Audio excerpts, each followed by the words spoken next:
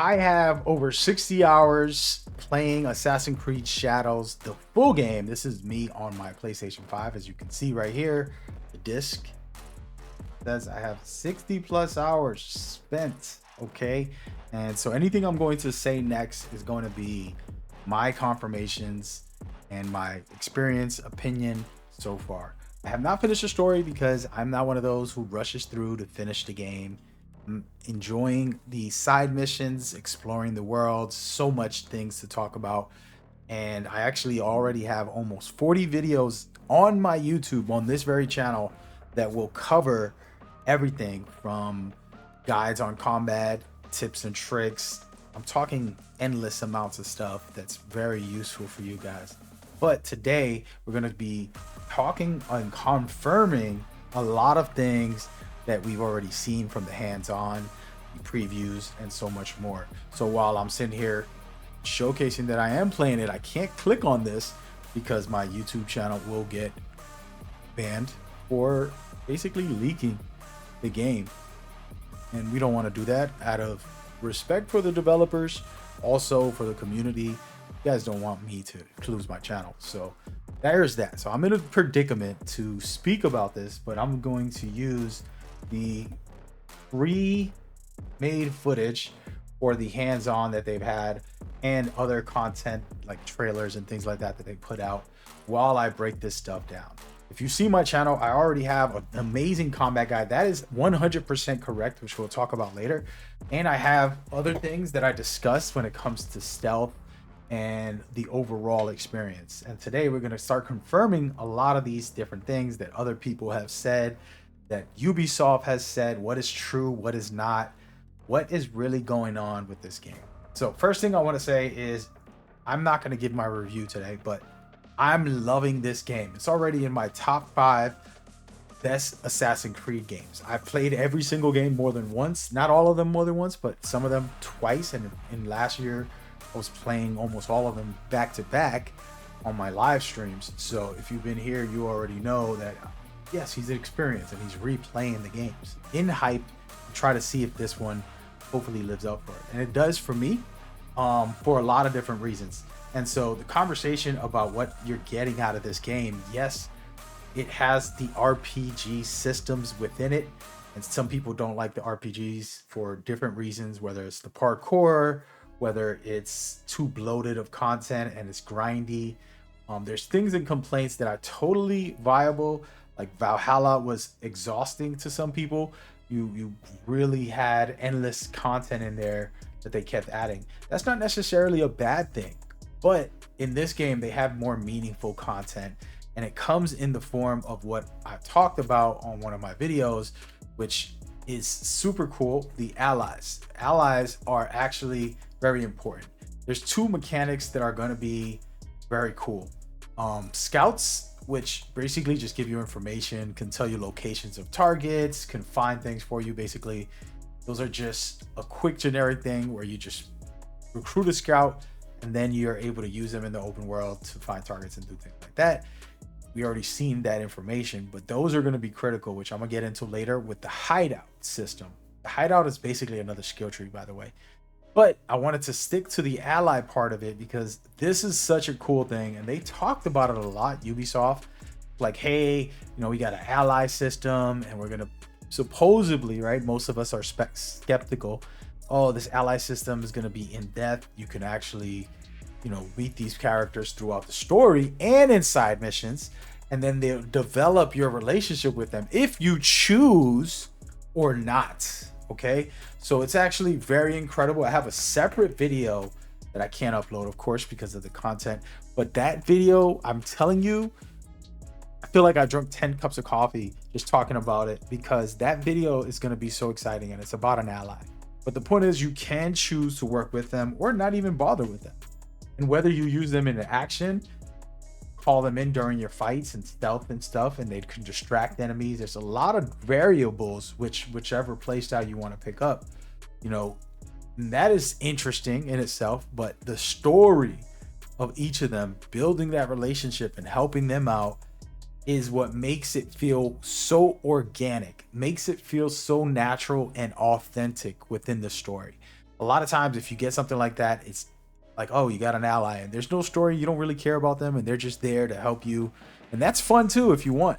But this game has taken the time to really make that a key thing.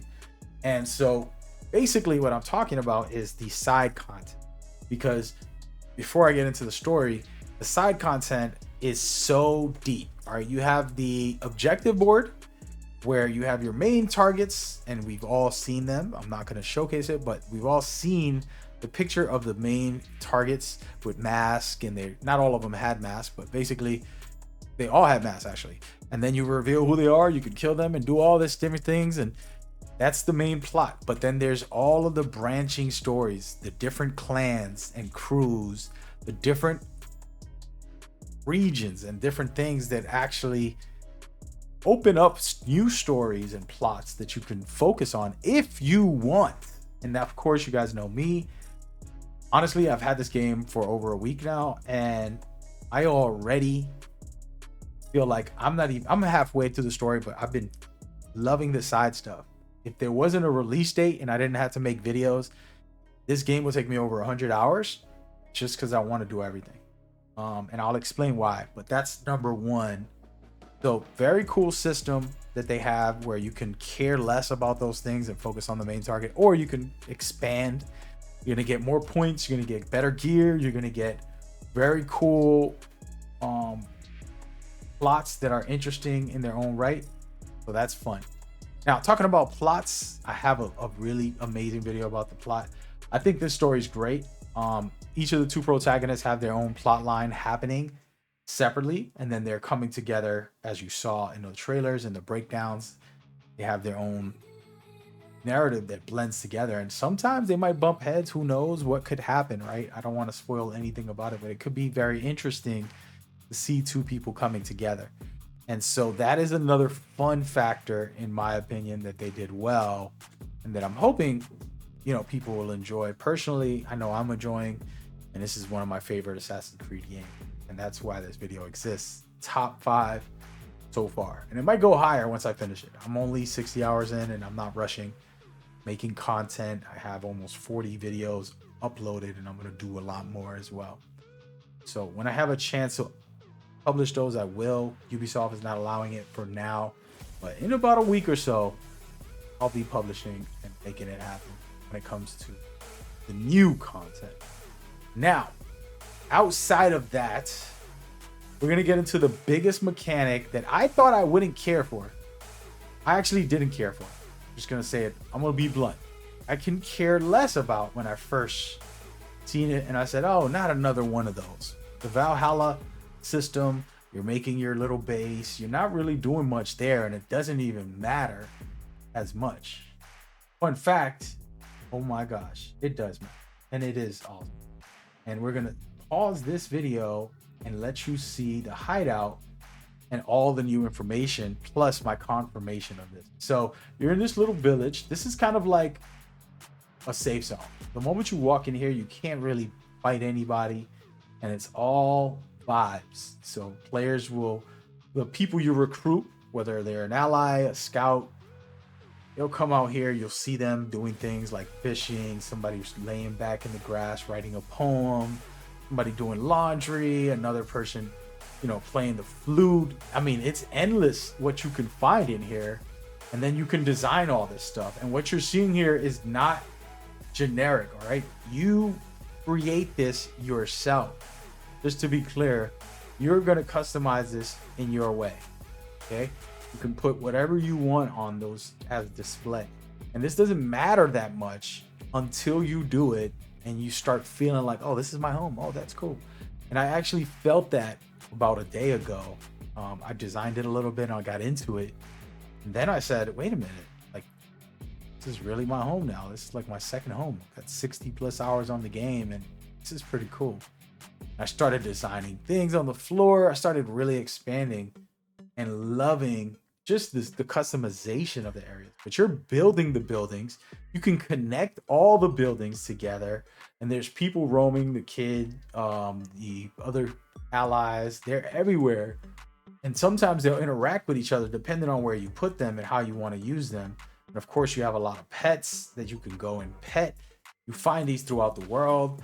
If you pet one or you draw one, you'll end up being able to get them on your setup, which is very, very cool. And again, this is a silly feature that has nothing to do with anything. If you have the time, you're playing an open world game. So I think you have a little bit of time and you want to just feel really at home within the game. This is the spot. And it is top tier. And I want to take a moment, because I can't really talk about it too much without revealing too much. We're going to go with what's already shown.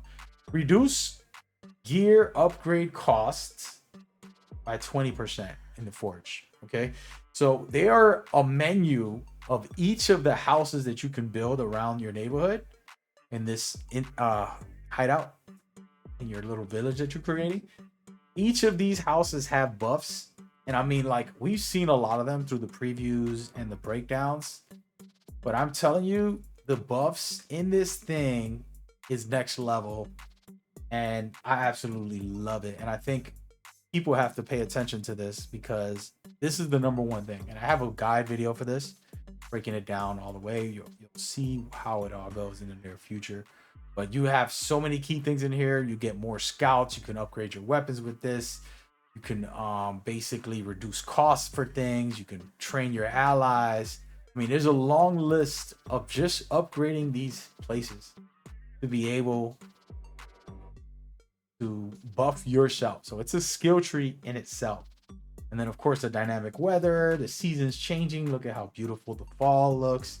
The houses, you can customize their visuals as well. This is all confirmed by Ubisoft. I'm not spoiling it, as you can see here. These houses look different. They're connecting it with bridges and they're making it into a full structure. And it's pretty amazing if you ask me. Those are the type of things that give it another level of comfort in your customized home. And I love this. I wish the whole game was like this and they allowed us to make our missions. Ubisoft had this feature in a previous game, and they where you can make a quest. That would be great. I have a video uploaded about that as well. It would be amazing. That being said, like I said, bringing together different people, super fun, super cool, amazing. So make sure you work on your hideout. Okay, it is imperative that you do so, and I'll have my guide linked into this channel when I can. Okay, now speaking of that, I do want to talk about the plot as far as how to go about it. So if you're one of those people that just want to experience the story, they have the objectives and focus on that. The thing is, I don't know exactly how that would feel. I'm playing it organically, kind of exploring, finding things, and just having fun with the game. But if you stuck to the story, as you can see, there's a lot of narratives, and I made a video about a month ago, if you can go watch it, where I explored a lot of ideas of what's possible. We see that she gets the blade from her father. He talks about her mother, and then it's like maybe her mother was an assassin, maybe he was an assassin. What's this bloodline? Why does she have the assassin's blade? And then also we've seen in the previews that in this situation here where YASUKE was basically a slave or a bearer for the Portuguese, and then Norinaga basically picked him up and trained him to be a samurai because he was big and he was alert. He was really intelligent for combat. He becomes a samurai, as we see here and in the game, and then the plot thickens because he notices the blade. It's like, you have this too? And so it basically reveals that he's interacted with an assassin at some point in his life, and that means he most likely interacted with Templars. Maybe he worked with the Templars. See him and NAOE fighting against each other, and the sequence is super interesting. So you can have yourself a good time just by sticking to the story. Just wanted to kind of put that in there as a little quick caveat. Make sure. And last but not least, we're going to get into some of the plot. My combat guide, did a video breaking down the combat, deep dive. This was before the game released, on previews and all that stuff. We're watching some of that footage, showcasing and talking about the different things you can do, how to go about it. I'm going to have way more guides, advanced stuff, beginner stuff, just top tier stuff once I'm allowed to upload them specifically. But the main thing that I could say that I want to confirm and just kind of dive into is that this combat has some really cool layers to it that you can get into and get used to and have fun with. Is it your favorite combat in any video game? Probably not, right? Everybody has their own favorite. There's going to be people who do love this. And it's nothing that we've never seen before, but they have the unique systems, and each of the characters with their weapons makes it very, very awesome. Very awesome to experience. So I'm sitting there with the Nadi Naga, as you can see, doing some crazy swipes, amazing attacks. And then I got the sword where it's different. And then you have NAOE with all of her weapons. The variety is there. You get bored with one weapon, you can easily go into the skill tree, respec, put on a different weapon with all the buffs for that weapon in 2 seconds. It doesn't take a lot of time. I hate the games that keep you stuck on one build. This game allows you to take all the skills off of your skill tree and then put it on anything in the game. And then your combat is more fluid and more fun for whatever you feel like putting. Whether you want to use the gun, the bow and arrow, the Korigama, you know, the Kanabo, I believe that one right there is called. Whichever one you want to use, you're going to 100% be comfortable and confident with it. And you're not going to have a problem because they're allowing you to respect the skills within it. So all of a sudden you're super powerful using your skills and abilities. And so I've been mixing it up and trying to make combos, builds, and teach myself so I can teach you guys with the guides I have on how to actually play the game. Some really cool stuff. And even though my combat guide already does a perfect job to give you a beginner guide to get hyped, the new stuff is going to be even better than ever. So it's exciting, it's interesting, and I cannot wait. I want to try and discuss a couple of just miscellaneous things that I'm feeling and thinking about this game and that I'm enjoying, and that I think most people will most likely also enjoy thoroughly. Okay, if you're a stealth focused player, somebody who's like me who loves stealth, there's endless castles to invade. Some small, you can do quick missions on, and some big. The one thing I will say is that, you know, there's bosses in there, but as Ubisoft has said, once you kill the boss, you're done. That area is going to be done, and you can still do the castle over and over, but those bosses, aka samurais, are pretty much not going to be there. So as we saw in Valhalla, you got 20 saves. So save the game at a specific spot where you have all of those areas available. Don't do them all if you want to make some videos like me. I have to replay the game basically to get those bosses back. I did a playthrough, and that's on the channel as well, ready to go for you guys. But this is the system and setup that I have, that I want to do. So it's super interesting, super fun, and I'm loving that about the stealth. Now, as far as like the other regions, it's an open world game, and stealth, you know, outside of the black box missions, which is what we got for like Unity and so on, those were the authentic, like, oh, this is a real stealth area, we're gonna try and focus to give you that chance. They are doing that, but in their own way, where these castles are infiltrate whichever way you want to go, try to get in there, sneak around, get the boss, and get out of there. So it's gonna be fun, it's gonna be interesting. I have some videos of some very amazing runs that I did, ghosting and doing things like that from Assassin's Creed. Now we want to talk about the parkour, which has been a debate conversation. I don't want to go too heavy and be in here all night, guys, but parkour, what's funny is, you know, they have been saying you can parkour with YASUKE, and the truth is you can't parkour extremely well with him. You can get anywhere almost. I've been testing using him and just climbing almost anywhere. You know, if you watch all this footage, there's ladders, there's broken areas you can climb up. So YASUKE will always find a way to get up. Now he's going to be a little more difficult. He doesn't have the grapple, as we know. So NAOE's parkour is better. Now, is her parkour up to par with the side ejects, the back ejects. Guess what? You actually can back eject in this game. You can't necessarily do height gain jumps, which was something that we really loved when we played these games. And I totally, like I said, I'm not here to defend or attack Ubisoft. It is what it is. The parkour hasn't been the main focus of the game, and the hardcore players like myself want that height gain when you do side ejects or back ejects, and that doesn't happen. But you can back eject. We've seen it, and I have my own little breakdown on some of this stuff that I'm going to be uploading and putting forward. Okay, so it's all going to happen. I'm here for you guys, with you guys. It's going down, you know, so just know, it ain't over. It ain't over. And, you know, I wanted to talk about different things that I really feel good about. Okay, I was saying this a few times. I'm like, you know what? The fact that we got 2 protagonists, I've always said that. I said, you know what? Why don't you just make an RPG game and say Assassin's Creed story and just make it an RPG game? And maybe people disagree with that. I totally get it if you think that that's a bad idea.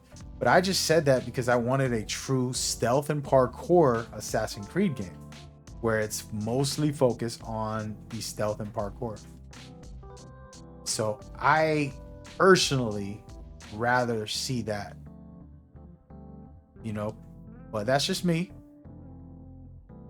But it's up to you guys, you know.